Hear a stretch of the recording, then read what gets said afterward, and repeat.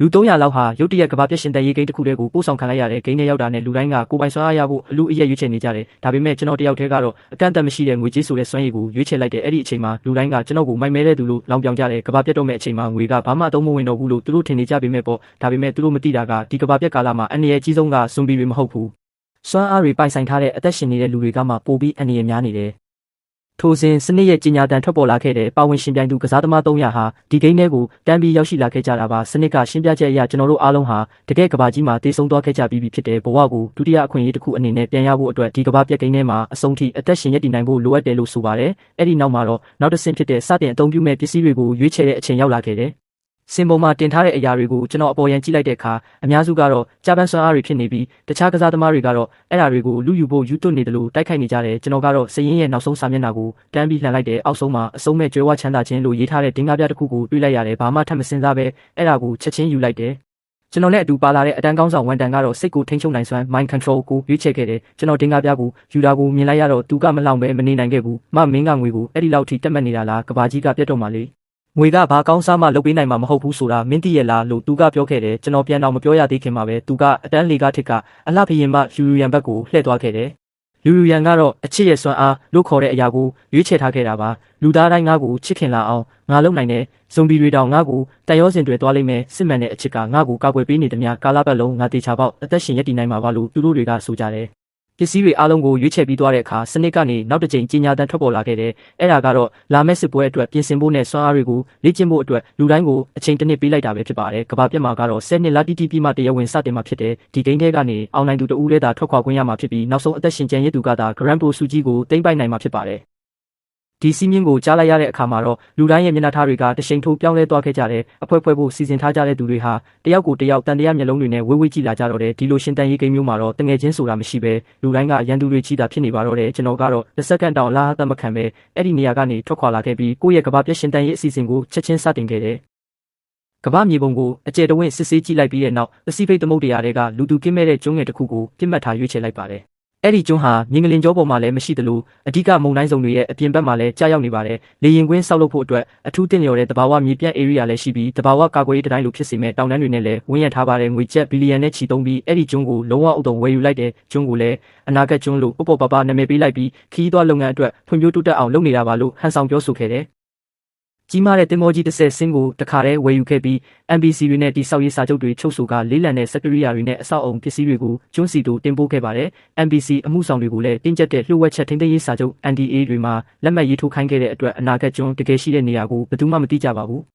တင်မောတွေအနာဂတ်ကျွန်းကိုရောက်ရှိလာတဲ့အခါမှာတော့အလုသမားတွေကအရေးပေါ်လေရင်ကွင်းငယ်တစ်ခုကိုစတင်ဆောက်လုပ်ခဲ့ကြတယ်။အဲ့ဒီနောက်ကျွန်းကိုပြင်ပကဘာနဲ့အဆက်အသွယ်ပြတ်တောက်နေစေဖို့အတွက်လေရင်စင်းတရားကိုငှားရမ်းပြီးကဘာအရရက်ကတိဆောက်ရေးအလုသမားတွေကိုခေါ်ယူခဲ့တယ်။အဲ့ဒီအလုသမားတွေဟာနေရောညပါအသေးအတန်အလုပ်လုပ်ခဲ့ကြရတာပါအနာဂတ်ကျွန်းကိုလုံးဝရှုပ်ဝက်ထားနိုင်ဖို့အတွက်ကြိုတင်ပြီးစီကနေဖြတ်ဆက်တွေကိုဝယ်ယူခဲ့ပြီးအလုသမားတွေရဲ့ဖုန်းအားလုံးကိုလည်းတင်စီခဲ့ပါတယ်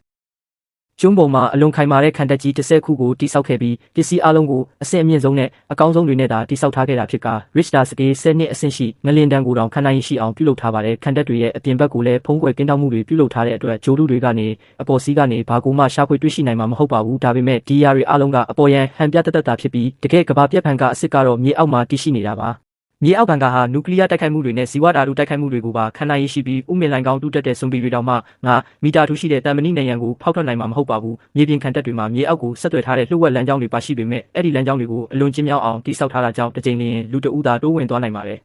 အတွင်းပိုင်းမှာတော့ပဟေလီလာဘစ်စတစ်တစ်ခုလိုတိစောက်ထားပါတယ်မှန်ကန်တဲ့လမ်းကြောင်းကိုရှာတွေ့ဖို့ကံကောင်းသွားရင်တောင်မှပင်မတကားကိုရောက်တိုင်းလမ်းတစ်လျှောက်မှာရှိတဲ့ထောင်ချောက်တွေကိုရှောင်လွှဲနိုင်လိမ့်မယ်လို့မဆိုလိုပါဘူးလမ်းကြောင်းတစ်ခုခုဖောက်ခွဲခံရရင်တောင်မှမြေပြင်ကိုပြန်တက်ဖို့အခြားလမ်းကြောင်းတွေကိုဆက်လက်အသုံးပြုနိုင်ပါတယ်ကဘာပြက်ကာလမှာစွမ်းအင်ဆိုတာအရာရာတိုင်းဖြစ်ပြီးလျှက်စစ်တပ်အားထောက်ပံ့ရေးပြဿနာကိုဖြေရှင်းဖို့အတွက်ကျုံးပေါ်မှာလေအားလျှက်စစ်တာပိုင်းတွေနဲ့အတူဒီရေနဲ့နျူကလ িয়ার တပ်အားထုတ်စက်တွေကိုတပ်ဆင်ထားခဲ့ပါတယ်ရေသုံးစွဲမှုအတွက်လည်းအလွယ်တကူစီစဉ်ထားပြီးမိုးရေစုဆောင်းတဲ့စနစ်တွေပင်လယ်ရေချိုဖော်စက်တွေနဲ့ညဉ့်ညမ်းနေတဲ့ကဘာပြက်ရေတွေကိုတောက်သုံးလို့ရတဲ့အဆင့်အထိတန့်စင်ပေးနိုင်တဲ့မြေအောက်ရေတန့်စင်ရေးပစ္စည်းကိရိယာတွေကိုပါတပ်ဆင်ထားခဲ့ပါတယ်အပြင်ဘက်မှာအပူချိန်မြင့်မားစွာတန့်စင်ပေးတဲ့စနစ်ရေဆိုးတန့်စင်ရေးစနစ်ကလည်းဘန်ကာရဲ့စွန့်ပစ်ရေတွေကိုတီးတန့်တာဝန်ယူဆောင်ရွက်ပေးပါတယ်ဖြစ်လာနိုင်တဲ့ရေကြီးရေရှမ်းမှုတွေကိုထည့်သွင်းစဉ်းစားပြီးနိုင်ရန်အားလုံးကိုရေဆိုးခံအောင်ပြုလုပ်ထားပြီးပောက်ကွဲမှုဒဏ်ခံတကားတွေကပိတ်လိုက်တဲ့အခါလေလုံသွားစေပါတယ်မြေအောက်ရေနှုတ်မြောင်းစနစ်ကလည်းအလွန်တရာခိုင်မာအားကောင်းပါတယ် လေထုတန့်စင်ရေးစနစ်အများပြားကိုလည်းတက်ဆင်ထားပြီးမြေအောက်ဘန်ကာထဲမှာအမြဲတမ်းတန့်ရှင်းပြီးပေါ်များတဲ့လေကိုရရှိနေစေဖို့တေချာအောင်လှုပ်ဆောင်ထားပါတယ်။ဘန်ကာထဲမှာကိုအပြည့်အဝပိတ်လောင်ထားရတဲ့အခြေအနေမျိုးကြုံလာရရင်အသုံးပြုနိုင်ဖို့အတွက်အောက်ဆီဂျင်ဘူး100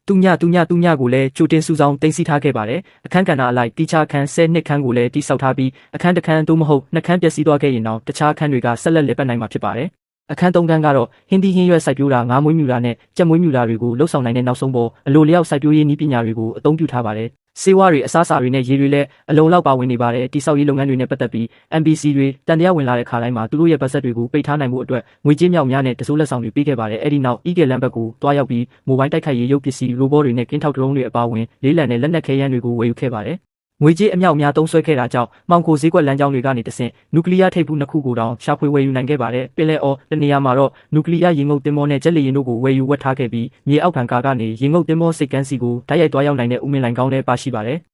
စွမ်းအားပိုင်ဆိုင်ထားတဲ့ကစားသမားတွေကျွန်းစီကိုမရောက်လာနိုင်အောင်တားဆီးဖို့အတွက်မူလကျွန်းတည်ရှိရာနေရာမှာအတုအယောင်တန်းနာကြောက်တန်းတွေကိုတက်ဆင်ထားခဲ့တဲ့အတွက်ဝင်လာသမျှကြီးမားတဲ့သင်္ဘောမှန်သမျှရေးဆက်မှာတင်ကပ်ပြီးနစ်မြုပ်သွားမှာဖြစ်ပါတယ်။ကမ်းခြေနဲ့ပိုနေတဲ့နေရာတွေမှာတော့ကမ်းခြေတစ်လျှောက်လုံးကိုပတ်လည်ဝန်းရံပြီးလျှက်စစ်ဝါယာကြိုးကားရန်တိုင်းတွေတက်ဆင်ထားခဲ့သလိုပတ်ဝန်းကျင်ပင်လယ်ရေပြင်မှာလည်းပောက်ကွဲစေတတ်တဲ့အရာတွေကိုနေရာအနှံ့မြုပ်နှံထားခဲ့ပါတယ်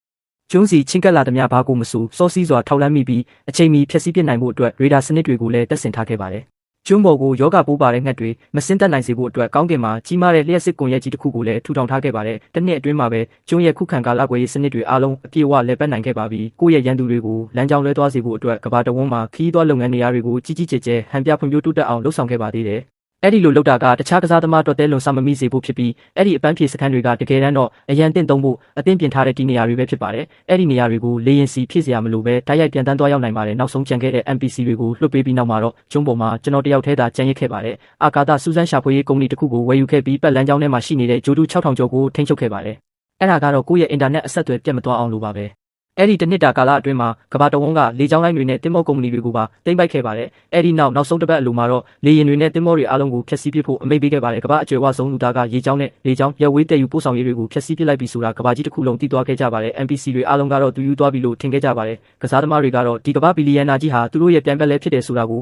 နားလည်ခဲ့ကြပါတယ်။ကစားသမားတွေရဲ့ချက်ဖိုရမ်မှာအတိပေးချက်တစ်ခုပေါ်လာခဲ့ပြီးဝန်တန်ကမတ်အဲ့ဒီကမ္ဘာဘီလီယံနာကြီးကမင်းပဲမလားလို့မေးမြန်းလာခဲ့ပါတယ်ကျွန်တော်အဆုံးမဲ့ကြွယ်ဝချမ်းသာခြင်းကိုရွေးချယ်ခဲ့တာကိုသူတယောက်တည်းသာမြင်ခဲ့တာဖြစ်ပါတယ်ဒါပေမဲ့ကျွန်တော်လုံးဝလစ်လျူရှုပစ်လိုက်ပါတယ်တပတ်အကြာမှာတော့ကဘာပြက်ကြီးရောက်ရှိလာခဲ့တဲ့စွမ်းအားတွေကိုအမြင့်ဆုံးအထိလေ့ကျင့်ထားကြတဲ့ကစားသမားတွေဟာတိုက်ခိုက်ဖို့အသင့်ဖြစ်နေကြပါပြီကစားသမား300ရဲ့နာမည်တွေနဲ့ ID တွေအများပြည်သူမြင်ကွင်းစခရင်ပေါ်မှာထွက်ပေါ်လာခဲ့ပြီးကျွန်တော်ကနံပါတ်9 19ဖြစ်ပြီးဝန်တန်ကနံပါတ်100လူရန်ကနံပါတ်100ဖြစ်ပါတယ်သတိပြုရန်ကဘာပြက်ကြီးစတင်နေပြီဖြစ်သည်ဒီဂိမ်းဒီနောက်ဆုံးကြံရှိသောကစားသမားတဦးသာကြံရစ်သည့်အထိဆက်လက်လည်ပတ်နေမည်ဖြစ်သည်ဟုကြေညာခဲ့ပါတယ်ကဘာပြက်ကြီးဟာကဘာတဝန်းရွာချလိုက်တဲ့မိုးသေးထန်စွာရွာသွန်းမှုနဲ့အတူစတင်လိမ့်မယ်လို့ဘယ်သူမှမထင်ထားခဲ့ကြပါဘူး။ရပောင်းများစွာမရက်မနာရွာသွန်းခဲ့တဲ့မိုးကြောင့်ရေကြီးမှုကြီးတွေဖြစ်ပေါ်လာခဲ့ပြီးအနာဂတ်ကျွန်းလည်းထိခိုက်ခံစားခဲ့ရပေမဲ့ကျွန်းကအလွန်ငယ်တာကြောင့်မိုးတိမ်တွေက2ရက်အကြာမှာပဲရွှေ့ပြောင်းသွားခဲ့ပါတယ်။မြေအောက်ခံကားထဲမှာပုံအောင်မှုတောင်အချိန်မရလိုက်ပါဘူး။စွမ်းအားသုံးစွဲသူတွေအားလုံးကတော့လုံးဝအစင်သင့်မဖြစ်ပဲအတိုက်ခံခဲ့ကြရပါတယ်။သူတို့တွေလည်းဒီကဘာတဲကိုလက်ပလာနဲ့ရောက်လာခဲ့ကြတာပါပဲ။တစ်နှစ်ပတ်လုံးသူတို့ရဲ့စွမ်းအားတွေကိုလေ့ကျင့်ရင်းငွေရှာဖို့အတွက်အသေးအတန်ကြိုးစားခဲ့ကြရပြီးအဲ့ဒီအတွက်ရုန်းကန်ခဲ့ရတာတွေကိုပြောပြနေစရာပင်မလိုတော့ပါဘူး။သူတို့စုဆောင်းထားခဲ့တဲ့ရိတ်ခါတွေကလည်းတနာစရာကောင်းလောက်အောင်နှဲပါလာပါတယ်။ရာဇဝတ်မှုတွေအတွက်သူတို့ရဲ့စွမ်းအားတွေကိုအသုံးပြုခဲ့တဲ့ကစားသမားအနေငယ်သာဘီလာရီတစ်လုံးကိုပိုင်ဆိုင်နိုင်ခဲ့ကြပြီးမြေအောက်ခန်းမှာဘန်ကာတစ်ခုဆောက်လုပ်ခဲ့ကြပါတယ်။ဒါပေမဲ့ရေကြီးမှုကမြေအောက်ခန်းကိုအရင်ဆုံးဝင်ရောက်လာခဲ့တဲ့အတွက်သူတို့ရဲ့ရိတ်ခါအားလုံးပျက်စီးသွားခဲ့ပြီးဘီလာတစ်ခုလုံးလည်းရေအောက်မှာမြုပ်သွားခဲ့ရပါတယ်။တချို့ကစားသမားတွေကမြေအောက်ကားပါကင်တွေမှာဘန်ကာဆောက်ခဲ့ကြပေမဲ့အဲ့ဒါတွေလည်းအကုန်လုံးရေနစ်မြုပ်သွားခဲ့ကြပါတယ်။အထက်မြင့်ဘန်ကာတွေကတော့လောလောဆယ်မှာလုံခြုံနေဆဲဖြစ်ပေမဲ့မိုးကဆက်လက်မဆဲပဲရွာနေခဲ့ပါတယ်။မြေအောက်မှာရှိနေကြတဲ့ကစားသမားတွေရဲ့ပစ္စည်းအနေငယ်သာကျွန်တော်တို့တွေလည်းတဖြည်းဖြည်းကုန်ဆုံးလာခဲ့ပြီးလူတိုင်းယူသွလာကြပါတော့တယ်တစ်ချိန်တည်းမှာပဲကျွန်တော်ကတော့အလွယ်စားမုံတွေစားရင်တိုက်ရိုက်ထုတ်လွှင့်မှုတစ်ခုကိုကြည့်နေခဲ့တယ်အဲ့ဒီတိုက်ရိုက်ထုတ်လွှင့်သူကကလာကနောက်မှာပုံအောင်နေပြီးလမ်းတစ်ဖက်ချမ်းကအဆောက်အုံကိုခိုးပြီးရိုက်ကူးနေတာဖြစ်ပါတယ်ကစားသမားတဦးကပစ္စည်းတွေလူယူဖို့အတွက်မီးစွမ်းအားကိုအသုံးပြုနေခဲ့ပါတယ်ညီကိုရီဒါကအထူးပြုလုပ်ချက်မဟုတ်ဘူးနော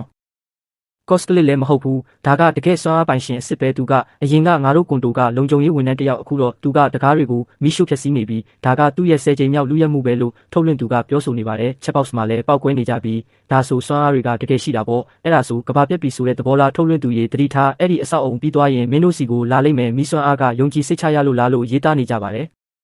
မီးစွမ်းအားသုံးတဲ့ကစားသမားက NPC တွေကိုသတင်းပေးလိုက်မိတဲ့အတွက်ရဲတပ်ဖွဲ့ဝင်အုပ်စုကြီးဟာကယ်ဆယ်ရေးလေတွေနဲ့အဲ့ဒီကွန်တိုစီကိုရောက်ရှိလာကြပြီးတနက်တွေနဲ့အဆောက်အုံကိုဝန်းရံလိုက်ကြပါတယ်ထုတ်လွှင့်သူရဲ့လက်တွေလည်းစိတ်လှုပ်ရှားလွန်းလို့တုံ့ရီနေခဲ့ပြီးတငယ်ချင်းတို့ရေငါတနက်ပစ်ခတ်မှုကိုပထမဆုံးအကြိမ်မြင်ဘူးတာပဲဒီလုံခြုံရေးဝန်ထမ်းရဲ့မီးစွမ်းအားကတော့ယူကျင်စရာပဲတန်မဏိတကားကိုစက္ကန့်ပိုင်းတွင်းမှာတင်အရေးပြောသွားစေတယ်လို့ပြောခဲ့ပါတယ်ရဲတပ်ဖွဲ့ကအဆောက်အုံထဲကိုဝင်ရောက်စီးနင်းခဲ့ပြီးပြစ်ခတ်မှုတွေပြင်းထန်စွာဖြစ်ပွားခဲ့ပါတယ်ရုတ်တရက်ဆိုသလိုပုံရိပ်တစ်ခုဟာအမိုးပေါ်ကနေပြန်ထွက်လာပြီးရေကြီးနေတဲ့ရေပြင်ထဲကိုခုန်ဆင်းသွားခဲ့ပါတယ်မကြာမီမှာပဲအဲ့ဒီကစားသမားရဲ့နာမည်ဟာကမ္ဘာလုံးဆိုင်ရာချက်မှာမီးခိုးရောင်ပြောင်းသွားတာကိုကျွန်တော်တွေ့လိုက်ရပြီးအဲ့ဒါကတော့အဲ့ဒီကစားသမားတည်ဆုံသွားပြီဆိုတဲ့အတိတ်ပဲဖြစ်ပါတယ်အဲ့ဒီအချိန်မှာပဲဝန်တန်ကကျွန်တော်စီကိုထပ်ပြီးစာပို့လာပါတယ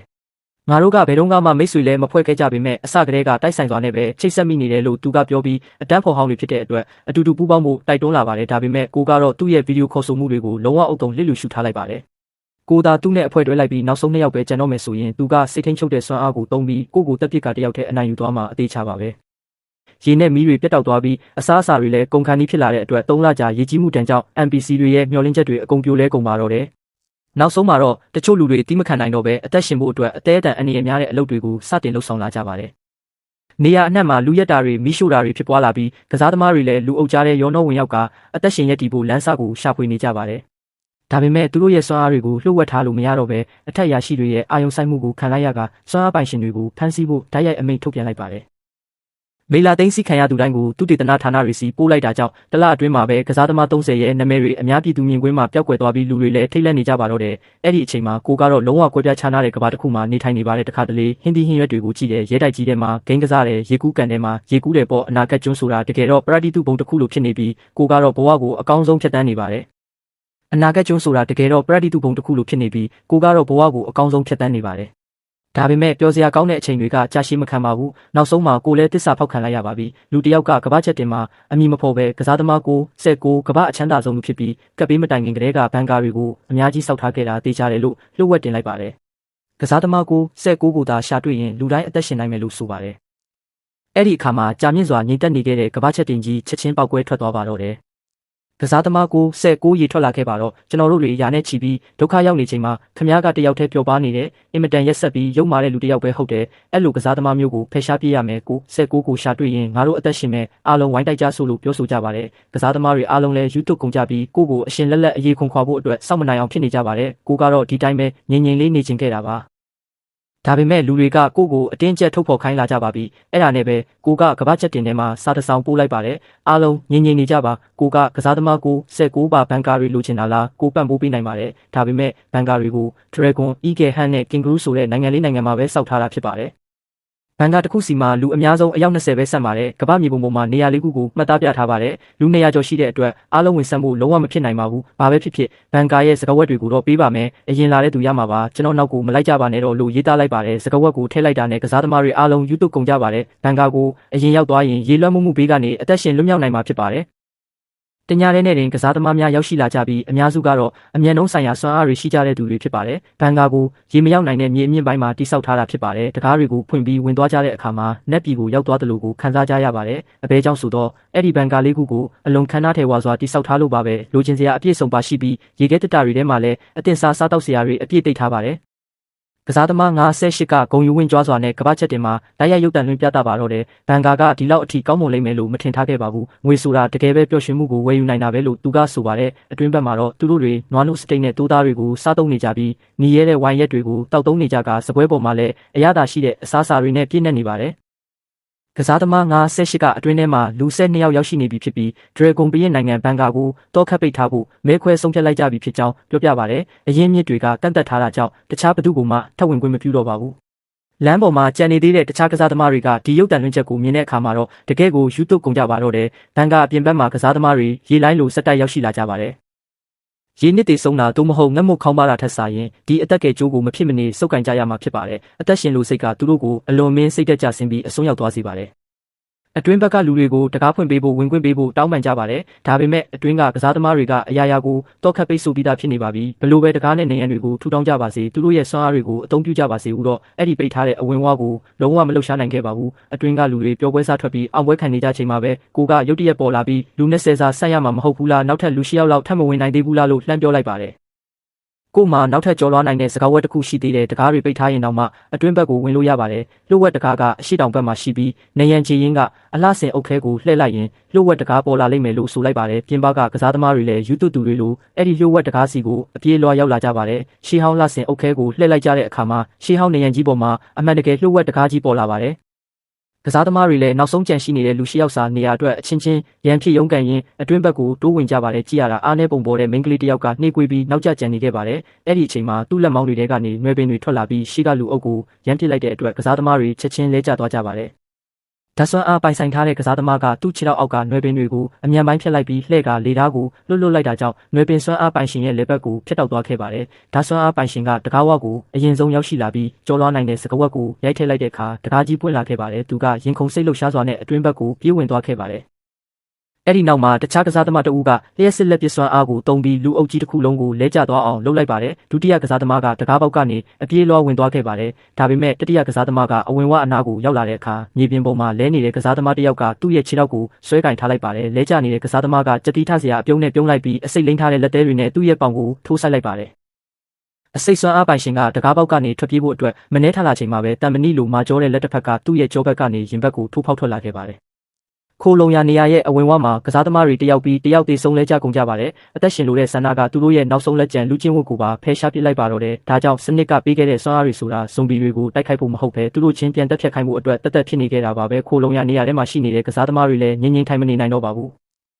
းသူတို့အားလုံးမှာအမြန်ဆုံးရွေးရှားနိုင်တဲ့စွမ်းအားတွေရှိကြပေမဲ့တကယ်တိုက်ခိုက်ရေးစွမ်းအားတွေကတော့လုံးဝမရှိသလောက်နှဲပါနေခဲ့ပါတယ်အကယ်၍သာတကားကိုမပိတ်ဘဲတိုက်ခိုက်ရေးစွမ်းအားမြင့်မားတဲ့ကစားသမားတွေကိုဝင်ခွင့်ပေးလိုက်မယ်ဆိုရင်သူတို့တွေလည်းတားကောင်ဖြစ်သွားမှာမဟုတ်ဘူးလားအခုတလောလေးမှအတွင်းဘက်ကိုပြေးဝင်လာကြတဲ့ဓာတ်နဲ့လျှက်စစ်စွမ်းအားပိုင်ရှင်တွေလည်းဓာတ်ကိုသဘောပေါက်သွားကြပါတယ်သူတို့တွေအမြန်ဆုံးအဖွဲလိုက်ကြပြီးအပြင်ဘက်ကကစားသမားတွေကိုလိုက်လံရှင်းလင်းဖို့စတင်လှုပ်ဆောင်ကြပါတော့တယ်အဲ့ဒီအချိန်မှာပဲအများပြည်သူမြင်ကွင်းရှိစခရင်ပေါ်ကကနန်းတွေကမြင့်တက်လာပြီးကစားသမားတည်ဆုံမှုတွေစက်တိုက်တက်လာခဲ့ပါတယ်လူတဘာဝဆိုတာဘယ်နေရာမှမဆိုအတူတူပါပဲတခြားခိုလုံရနေရာ၃ခုမှလည်းရက်ဆက်ကြမ်းကြုတ်တဲ့တေးပွဲတွေဖြစ်ပွားနေခဲ့ပါတယ်စောင့်ကြည့်ရေးကင်မရာတွေအားလုံးကိုကြည့်လိုက်ပေမဲ့ဝန်တန်ဘယ်မှာရှိနေလဲဆိုတာကိုလုံးဝရှာမတွေ့ခဲ့ပါဘူးစဉ်းစားကြည့်ရင်သူကဘာလို့များခိုလုံရနေရတစ်ခုစီကိုတွားမှလဲတိုက်ဆိုင်စွာနဲ့ပဲဝန်တန်ကအဲ့ဒီအချိန်မှာကျွန်တော်စီကိုစာပို့လာပါတယ်မတ်ငါတို့နှစ်ယောက်ကိုကြည်စမ်းဘယ်တော့မှမိတ်ဆွေလဲမဖွဲ့ခဲ့ပေမဲ့အဲ့လောက်တောင်ချောချောမွေ့မွေ့ပူးပေါင်းမိနေကြတယ်ငါတို့ကမိတ်ဆွေစစ်တွေဖြစ်ဖို့ဖန်ဆင်းခံထားရတာပဲလို့သူကပြောပါတယ်မင်းမှာရှက်တက်တဲ့စိတ်ရောရှိသေးရဲ့လားငါရဲ့အထောက်ထားကိုဖော်ထုတ်ပြီးငါ့ကိုအခက်တွေ့စေတာအားလုံးမင်းလက်ချက်ပဲလေလို့တုံ့ပြန်လိုက်ပါတယ်အဲ့လောက်ကြီးဒေါသမထွက်ပါနဲ့ငါသာအဲ့ဒီအစီအစဉ်ကိုမရေးဆွဲခဲ့ရင်အဲ့ဒီကစားသမားတွေကိုဘယ်လိုလုပ်တည်လန်းကိုပို့နိုင်မှလဲမင်းရဲ့ပြိုင်ဘက်တွေကိုငါရှင်းထုတ်ပေးတဲ့အတွက်ငါ့ကိုကျေးဇူးတင်တယ်လို့သူကပြန်ပြောပါတယ်စကားပြောနေကြစင်မှာပဲခိုလုံရနေရကလူအပြစ်ဖြစ်သွားပြီးတကားကအလိုလျောက်ပိတ်သွားခဲ့ပါတယ်အပြင်ဘက်မှာတော့သွေးတွေကမြစ်လိုစီးဆောက်နေပြီးဝင်ခွင့်မရခဲ့ကြတဲ့သူတွေကအလားဟတရုန်းကန်နေစေဖြစ်ပါတယ်အတွင်းဘက်ကကစားသမားတွေကတော့အောင်ပွဲခံနေကြပြီးသူတို့စီဘာတွေရောက်လာတော့မယ်ဆိုတာကိုလုံးဝမသိခဲ့ကြပါဘူးပြုံးလိုက်ပြီးဘာဖြစ်လို့လဲပေါ့လေပြုံးလျက်နဲ့ပဲဝန်တန်ကိုမင်းကခိုလုံရနေရထဲမှာမရှိနေတာတကယ်ကိုနှမျောစရာပဲလို့ပြောလိုက်ပါတယ်အဲ့ဒီနောက်ခလုတ်တစ်ခုကိုနှိပ်လိုက်ပါတော့တယ်တစ်စက္ကန့်အတွင်းမှာပဲဘန်ကာထဲမှာမြုပ်နှံထားတဲ့ပောက်ကွဲစေတတ်တဲ့ပစ္စည်းတန်းချိန်တစ်ထောင်တောက်လောင်ပောက်ကွဲထွက်သွားခဲ့ပါတယ်။ပောက်ကွဲမှုကြီးပြီးသွားတဲ့အခါမှာတော့ကစားသမားအရေးအတွက်က116ယောက်အထိရောကျသွားခဲ့ပြီး91ယောက်ပဲကျန်တော့ပါတော့တယ်။ခဏလောက်ကြာသွားပြီးတဲ့နောက်မှာတော့ဝန်တန်စီကနေစာတစောင်ထပ်ရောက်လာပါတယ်။ငါမင်းကိုအထင်သေးမိသွားတယ်။ကူညီပေးတဲ့အတွက်ကျေးဇူးတင်ပါတယ်။တကယ်လို့သာအဲ့လောက်များတဲ့ကစားသမားတွေကိုဘန်ကာထဲစုမိအောင်မလုပ်နိုင်ခဲ့ရင်တော်တော်လေးခက်ခဲသွားမှာပါ။လို့သူကဆိုပါတယ်လေရင်တွေတင်းမောတွေမပါပဲအနာဂတ်ကျွန်းစီရောက်လာနိုင်ခြေရှိဆုံးကစားသမားတွေအားလုံးကတော့အခုဆိုရင်တေဆုံးကုန်ကြပါပြီ။သူတို့အားလုံးကိုတပြိုင်နက်တည်းဘယ်လိုရှင်းထုတ်ရမလဲဆိုတာကိုတစ်နှစ်တာလုံးကြိုတင်စီစဉ်ထားခဲ့တာဖြစ်ပါတယ်။အဲ့ဒီဘန်ကာတွေကပဲသူတို့ရဲ့တချိုင်းကူတွေဖြစ်သွားခဲ့တာပါ။ဘန်ကာပောက်ကွဲမှုသတင်းကဒီလောက်မြန်သတင်းမထွက်လာနိုင်သေးပါဘူး။အသက်ရှင်ကျန်ရစ်နေသေးတဲ့တခြားကစားသမားတွေလည်းဘာတွေဖြစ်သွားလဲဆိုတာလုံးဝမသိခဲ့ကြပါဘူး။ဒါပေမဲ့ဝန်တန်ကတော့ချက်ချင်းကိုသိရှိနေခဲ့ပါတယ်။အဲ့ဒါကဘာကိုပြနေလဲဆိုတော့သူကအဝေးကနေအရာရာကိုစောင့်ကြည့်နေခဲ့လို့ပါပဲ။အဲ့ဒီနောက်မှာစနစ်ကနေကျွန်တော်စီကို message တစ်ခုပို့လာပါတယ်။လူသက်အများဆုံးလုံနိုင်ခဲ့တဲ့ကစားသမားဖြစ်လာတဲ့အတွက်ဂုဏ်ယူပါတယ်။အပိုစုလက်ရရှိပါတယ်လို့ဖော်ပြထားပါတယ်။ပြုံးမိသွားပြီးဒီလိုကပ်ပေးကြီးထဲမှာအကောင်းဆုံးရှင်တန်းနိုင်သူသားအနိုင်ရတယ်ဆိုတာဘယ်တော့မှမပြောင်းလဲပါဘူး။လေးလာကြပြီးတဲ့နောက်မှာတော့ရေကြီးရေရှမ်းမှုတွေတဖြည်းဖြည်းကျဆင်းသွားပြီးရေအောက်ရောက်နေတဲ့မြေပြင်တွေပြန်ပေါ်လာခဲ့ပါတယ်။လူတိုင်းလည်းဘေးဥပက်ကင်းသွားပြီလို့ထင်မှတ်ပြီးတက်ပြင်းချနိုင်ခဲ့ကြပါတယ်။ဒါပေမဲ့ရေကြီးမှုကနေယောဂဆိုးကြီးတစ်ခုကိုတည်ဆောင်လာလိမ့်မယ်ဆိုတာကိုတော့ဘယ်သူမှမထင်ထားခဲ့ကြပါဘူး။တည်ဆုံသွားကြတဲ့ NPC အများပြားလဲဇွန်ဘီတွေအဖြစ်ပြောင်းလဲသွားခဲ့ကြပါတယ်။ပထမအဆင့်ဖြစ်တဲ့ကပ်ပေးရည်ကြီးမှုအဆင့်ကိုအောင်မြင်စွာဖျက်ကျော်နိုင်ခဲ့ကြတဲ့ကစားသမားတယောက်ကိုဂုဏ်ပြုပါတယ်။နောက်တစ်ဆင့်ကတော့ဒုတိယအဆင့်ဖြစ်တဲ့ကပ်ပေးဇွန်ဘီတွေပဲဖြစ်ပါတယ်။လို့ကြီးညာလာပါတယ်။အခုဆိုရင်တော့စွမ်းအားတွေတောက်ပပြရမယ့်အချိန်ရောက်လာပြီဖြစ်ပြီးအဲ့ဒီနံပါတ်69ဆိုတဲ့ကောင်တေချာပေါက်တေဆုံးရတော့မှာပဲဖြစ်ပါတယ်။အဲ့ဒီအချိန်မှာယိုယူရန်ကကျွန်တော်စီကိုတီးတက် message တစ်ခုပို့လာပါတယ်။မင်းမှာစွမ်းအားမှမရှိတာဇွန်ဘီကပ်ပေးကြီးထဲမှာမင်းအသက်ရှင်ရပ်တည်နိုင်မှာမဟုတ်ဘူး။ မင်းရဲ့ပစ္စည်းချို့ကိုငါ့ကိုခွဲဝေပေးပြီးမင်းရှိတဲ့နေရာကိုပြောပြမယ်ဆိုရင်ငါလာပြီးကာကွယ်ပေးနိုင်တယ်လို့ဆိုပါတယ်ကျွန်တော်လည်းမေးခွန်းတင်ကြတာတစ်ခုကိုဖြည်းဖြည်းချင်းရိုက်ထည့်လိုက်ပါတယ်ငါရဲ့စွမ်းအားကိုအထင်မသေးနဲ့ရည်ကြီးတာကိုတောင်းအဲ့ဒါကြောင့်ပဲအသက်ရှင်လွတ်မြောက်ခဲ့တာလို့ပြန်ပြောလိုက်ပါတယ်သူဘလို့အသက်ရှင်ခဲ့လဲဆိုတာကိုကျွန်တော်ကောင်းကောင်းသိပြီးသားပါသူကအိမ်နီးနားချင်းတွေစီကနေပစ္စည်းတွေလိမ်လည်ရယူဖို့အတွက်အချစ်ကိုလှုပ်ဆော်ပေးတဲ့သူ့ရဲ့စွမ်းအားကိုအသုံးပြုခဲ့တာဖြစ်ပါတယ်ကယ်ဆယ်ရေးရောက်လာတဲ့အခါမှာလည်းသူကအရင်ဆုံးကယ်တင်ခံခဲ့ရတဲ့သူဖြစ်ပါတယ်ဒါကိုစဉ်းစားမိလိုက်ပြီးတောင်းပန်ပါတယ်စိတ်မဝင်စားပါဘူးလို့ပြန်ဖြေလိုက်ပါတယ်တစ်ဖက်မှာလည်းယိုယူရန်ကကျွန်တော်ဟာကမ္ဘာအချမ်းသာဆုံးလူဖြစ်တယ်ဆိုတာကိုသိနေတာကလည်းတိုက်ဆိုင်မှုတစ်ခုတော့မဟုတ်ပါဘူးဇွန်ဘီဗိုင်းရပ်စ်ကတိုက်ကြီးတွေအားလုံးမှာပြန့်နှံ့သွားခဲ့ပါတယ်ကျွန်တော်ကလေယာဉ်နဲ့သင်္ဘောတွေကိုကြိုတင်ဖျက်ဆီးထားခဲ့တဲ့အတွက်ပစိဖိတ်ကျွန်းနိုင်ငံတွေနဲ့အန်တာတိကတိုက်စီသွားတဲ့ပို့ဆောင်ရေးလမ်းကြောင်းတွေအားလုံးပြတ်တောက်သွားခဲ့ပါတယ်။အခြေခံဇွန်ဘီတွေကကင်တွယ်ရခဲရင်တာမျိုးမရှိပေမဲ့ဗိုင်းရပ်စ်ကပြန့်နှံ့မှုအလုံးမြန်ဆန်လုံးပါတယ်။အချိန်ချင်းပြန့်နှံ့ပြီးနောက်မှာတော့ပြောင်းလဲလာမှုတွေစတင်ပေါ်ထွက်လာခဲ့ပါတယ်။ကျွန်တော်ခံမှန်းထားတဲ့အတိုင်းပါပဲညံကောင်းတဲ့ဇွန်ဘီတွေနဲ့စွမ်းအားပိုင်ဆိုင်ထားတဲ့ဇွန်ဘီတွေညစ်သက်စွာနဲ့ပေါ်ထွက်လာကြပါတော့တယ်။ဇွန်ဘီတစ်ကောင်ကစွမ်းအားပိုင်ရှင်ရဲ့အသားကိုစားသုံးလိုက်တာနဲ့သူတို့ရဲ့စွမ်းအားတွေကိုရရှိနိုင်ပါတယ်ကစားသမားတွေကအဖွဲမဖွဲပဲနဲ့တော့တေဆုံးသွားမယ်ဆိုတာကိုသဘောပေါက်လာကြတဲ့အတွက်အချင်းချင်းလက်တွဲပြီးဇွန်ဘီတိုက်ခိုက်မှုတွေကိုခုခံဖို့အတွက်အခြေစိုက်စခန်းတွေကိုစတင်တိစောက်လာကြပါတယ်။ဒါပေမဲ့အခြေစိုက်စခန်းတွေကဇွန်ဘီတွေကိုတိုက်ခိုက်တာတင်မကပဲအရင်မြင့်တဲ့အသက်တွေအတွက်ပါအချင်းချင်းတစ်ဖွဲ့နဲ့တစ်ဖွဲ့ပြန်လည်တိုက်ခိုက်နေကြပါသေးတယ်။ဇွန်ဘီဗိုင်းရပ်စ်ကြီးကိုရင်ဆိုင်ရတဲ့အခါမှာအနာဂတ်ကျွန်းစီကူးစက်ခံထားရတဲ့ရင်းနေတတဝါတွေမရောက်လာစေဖို့အတွက်ပင်လယ်ပြင်မှာတန်မဏိစကားတွေကိုတက်ဆင်ပေးခဲ့ရပါတယ်။ငှက်တွေကျွန်းပေါ်မနားနိုင်အောင်အပေါ်ဘက်မှာလည်းလျှက်စစ်ကွန်ရက်တွေကိုတက်ဆင်ထားခဲ့ပါတယ်။နေအောင်ကြီးကအနှဲငယ်မိမ့်နေတယ်လို့ခန်းစားရပြီးမိုးရွာတဲ့ရက်တွေဆိုရင်မြေအောက်ဘန်ကားထဲမှာပဲပုံအောင်နေခဲ့ပါတယ်။စက်ပစ္စည်းတွေရဲ့စစ်ဆေးချက်အရမိုးရေတွေကတန့်ရှင်းတယ်လို့အတည်ပြုနိုင်မှသာအပြင်ထွက်ဖို့အန္တရာယ်ခံခဲ့ပါတယ်။အဲ့ဒါကတော့ဇွန်ဘီဗိုင်းရပ်စ်ကြောင့်ကျွန်တော်စီရောက်လာတဲ့အကြီးမားဆုံးတက်ရောက်မှုပါပဲ။မြေပြင်ဆက်သွယ်ရေးကွန်ရက်တွေကအရင်တုန်းကတည်းကပျက်စီးသွားခဲ့ပြီး NPC တွေအနေနဲ့သတင်းစကားပါဖို့ရေဒီယိုကိုသာအသုံးပြုနိုင်ကြပါတော့တယ်။ဒါပေမဲ့ကျွန်တော်ကတော့အဲ့ဒီဟောင်းနှက်တဲ့ပစ္စည်းတွေနဲ့အလုံးမရှုပ်ခဲ့ပါဘူး။အပေါ်စီးမှာရှိနေတဲ့ဂျိုတူထောင်ပေါင်းများစွာကနေတဆင့်ကဘာမြေကြီးကိုအချိန်နဲ့တပြေးညီစောင့်ကြည့်နေခဲ့ပါတယ်။ကျွန်တော်ခံမှန်းထားတဲ့အတိုင်းငှက်တွေကနေတဆင့်ဗိုင်းရပ်စ်ကိုတည်ဆောင်လာခဲ့ကြပါတယ်။ထိခိုက်လွယ်တဲ့ကျွန်းနိုင်ငံလေးတွေစီဗိုင်းရပ်စ်ရောက်သွားတဲ့အခါမှာကျွန်းတစ်ကျွန်းလုံးချက်ချင်းပဲငရဲကန်းတစ်ခုလိုဖြစ်သွားခဲ့ပါတယ်။ကစားသမားအရေးအတွက်တွေလည်းတယောက်ပြီးတယောက်ဆက်တိုက်ရော့ကျသွားခဲ့ပြီးဒီတစ်ခါမှာတော့30အထိကျဆင်းသွားခဲ့ပါတယ်။ဒါပေမဲ့အဲ့ဒီအချိန်မှာပဲဗိုင်းရပ်စ်ကူးစက်ခံထားရတဲ့ငှက်စုံဘီတစ်ကောင်ဟာအနာဂတ်ကျွန်းရဲ့ရေပြင်ပေါ်ကိုပြန်တန်းလာပြီးလျှက်စစ်ကွန်ရက်နဲ့တိုက်မိသွားခဲ့ပါတယ်။မီးအားမြင့်မားမှုကြောင့်ချက်ချင်းပဲအမွှေးတွေမီးလောင်ပြာကျသွားခဲ့ပါတယ်။ဒါပေမဲ့အမွှေးတစ်ပင်ကတော့လျှက်စစ်ကွန်ရက်ရဲ့ကွက်လက်ကနေတဆင့်အောက်ဘက်ကိုလွင့်စင်ကျလာခဲ့ပါတယ်။မြေပြင်ကိုမကြရောက်ခင်မှာတင်ရိုဘော့ခွေးတစ်ကောင်ကမီးတောက်နဲ့ပစ်ခတ်လိုက်တာကြောင့်အဲ့ဒီအမွှေးလဲပြာကျသွားခဲ့ပါတယ်။အဲ့ဒီငှက်ဟာတခြားပစိဖိတ်ကျွန်းတွေကနေပြန်တန်းလာတာဖြစ်ရပါမယ်။အဲ့ဒီနေ့ကစပြီးနေ့စဉ်လိုငှက်အုပ်ကြီးတွေအနာဂတ်ကျွန်းအပေါ်ကနေပြန်တန်းသွားလာနေခဲ့ကြပါတယ်။လျှက်စစ်ကွန်ရက်ပေါ်မှာလည်းငှက်အသေးကောင်တွေနဲ့ပြည့်နေနေခဲ့ပါတယ်။ကျွန်းတစ်ကျွန်းလုံးကင်းလှည့်နေတဲ့ရိုဘော့တွေလည်းငှက်အသေးကောင်တွေကိုမီးရှို့ဖျက်ဆီးတာနဲ့ကွန်ရက်ကိုရှင်းလင်းရတာနဲ့အလုပ်များနေခဲ့ရပါတယ်။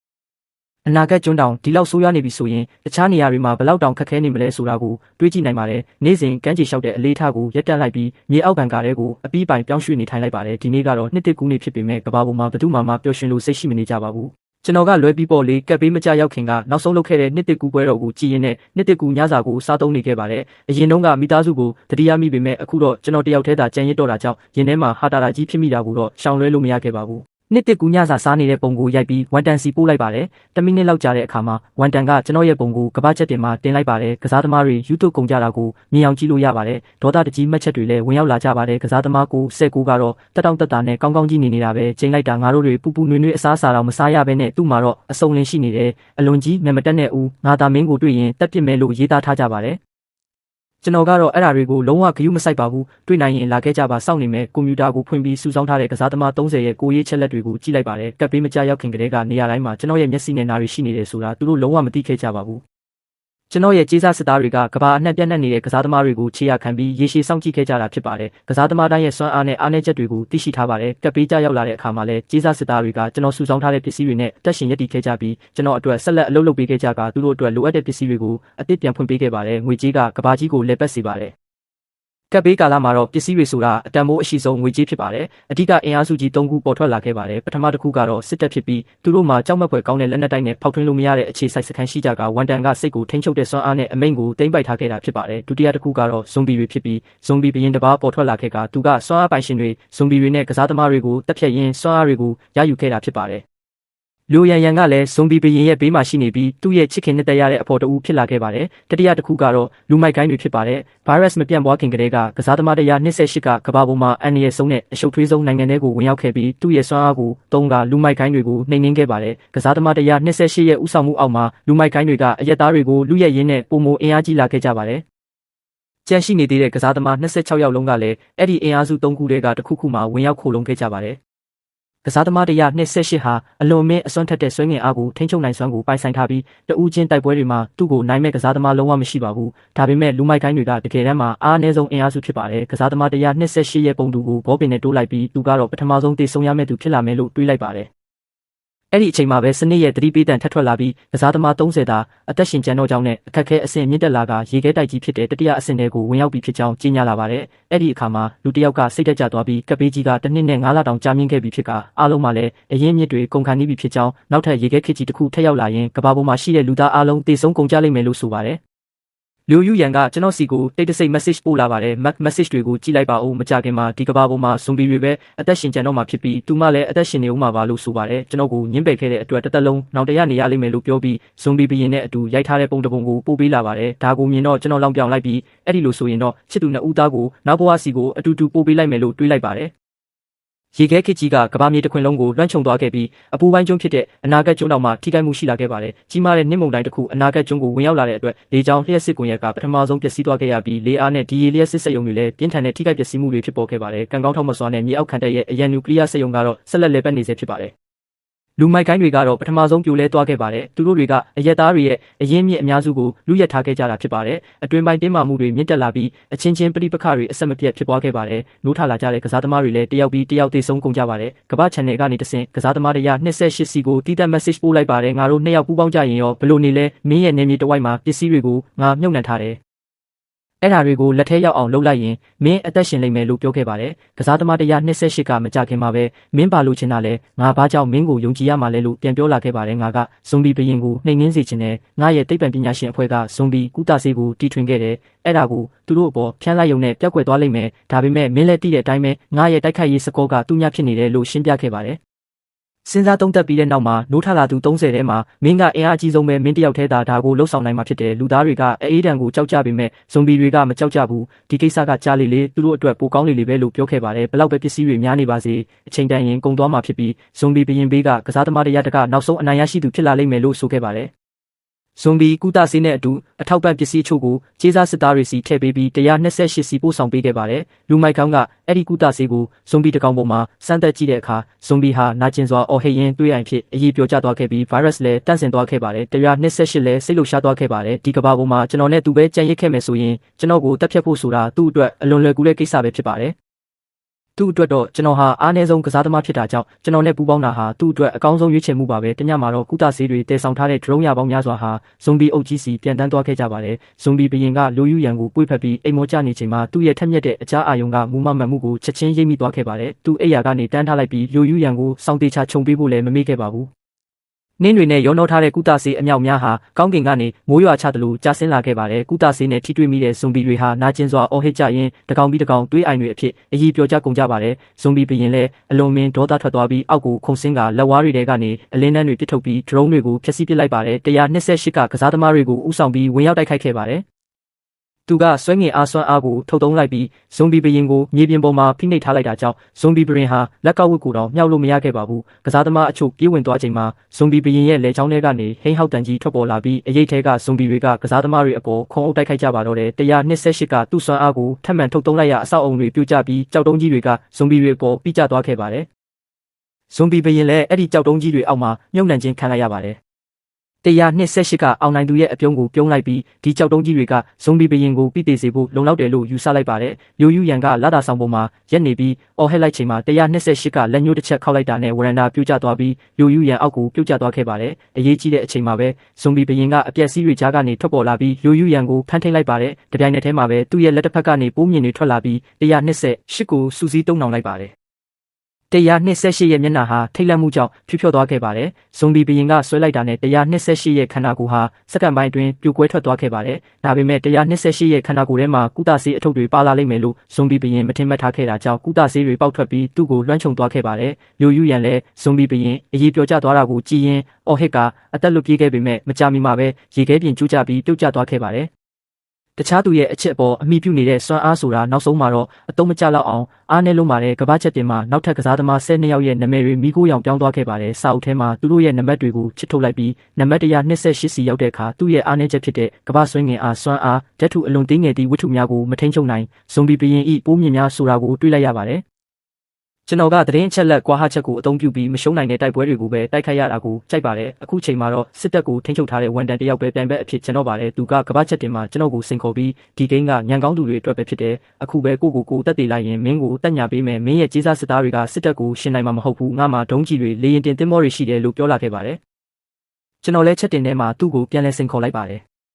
ဝန်တန်ရဲ့စိတ်ထိန်ချုပ်မှုစွမ်းအားကမျက်နှာချင်းဆိုင်တွေ့မှသာသုံးလို့ရတာဖြစ်လို့မြေအောက်ခံကားထဲမှာပဲနေတည်းသူကျွန်တော်ကိုထိခိုက်အောင်လုပ်လို့ရမှာမဟုတ်ပါဘူးဒါပေမဲ့ထင်မထားတာတခုကတော့သူကဒုံးကြီးတွေကိုအနာဂတ်ကျွန်းစီပစ်ခတ်လိုက်တာပါပဲဒုံးကြီးအမြောက်များကြားရောက်သွားပြီးနောက်မှလည်းကျွန်တော် offline ဖြစ်မသွားတာကိုမြင်တော့ဝန်တန်ကအနာဂတ်ကျွန်းစီလေရင်တင်တင်မောနဲ့ရောက်ရှိလာခဲ့ပါတယ်ကျွန်းပေါ်ကခံတပ်တွေအကုန်ပျက်စီးသွားပြီးမြေအောက်ခံကအဝင်ဝပေါ်ထွက်လာတာကိုမြင်တော့ဝန်တန်ကအသာစီးရပြီလို့ထင်မှတ်လိုက်ပါတယ်သူကတကားကိုလက်နက်ကြီးတွေနဲ့ပစ်ခတ်ဖျက်ဆီးပြီးလူတွေကိုဝင်ခိုင်းလိုက်ပါတယ်အဲ့ဒီအချိန်မှာပဲကျွန်တော်ကသူ့စီဗီဒီယိုခေါ်ဆိုမှုပို့လိုက်ပါတယ်ဝန်တန်ကဝင်းကြွနဲ့အခုမှတောင်းပန်လဲနောက်ကျသွားပြီးမက်ခလို့ပြောလိုက်ပါတယ်ဗီဒီယိုထဲမှာကျွန်တော်ကနောက်ဘက်ကအနန္တဆကြောက်လာကြီးကိုလက်ညှိုးထိုးပြပြီးငါအနာဂတ်ကျွန်းပေါ်မှာရှိနေတယ်လို့ဘသူပြောလဲမျက်လုံးတေချာဖွင့်ပြီးကြည့်လိုက်ဦးလို့ပြန်ပြောလိုက်ပါတယ်